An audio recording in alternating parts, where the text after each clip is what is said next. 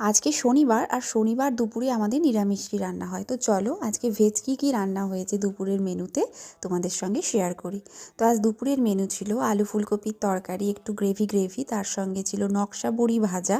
শীতকালে নকশা বড়ি ভাজা হবে না, এটা তো হবেই না, আবার নিরামিষের দিন। সাথে ছিল শাক, খসলা শাক অল্পই ছিল, সেটা পোস্ত ছড়িয়ে ভাজা হয়েছে। আর সঙ্গে ছিল বিউলির ডাল। সত্যি কথা বলতে নিরামিষেতে বিউলির ডালটা খুব ভালো লাগে। সঙ্গে ছিল পোস্ত বাটি, পোস্ত তো বাঙালির বাড়িতে থাকবেই নিরামিষই মানে। আর তার সঙ্গে ছিল কাঁচকলা ভাজা, আর এখানে আছে একটু উচ্ছে চচ্চড়ি, শুক্তো নয় উচ্ছে চচ্চড়ি ছিল। এই হলো আমাদের মেনু। আর তার সঙ্গে আছে তার সঙ্গে ছিল পোস্ত ছড়িয়ে আলু ভাজা। পোস্ত ছড়িয়ে আলু ভাজা কার কার ভালো লাগে বলো তো? নিরামিষের দিনে গরম ভাতে এরকম ডাল আর আলু ভাজা দিয়ে কিন্তু অর্ধেক ভাত খাওয়া হয়ে যায়। আর তার সঙ্গে সাদা ভাত।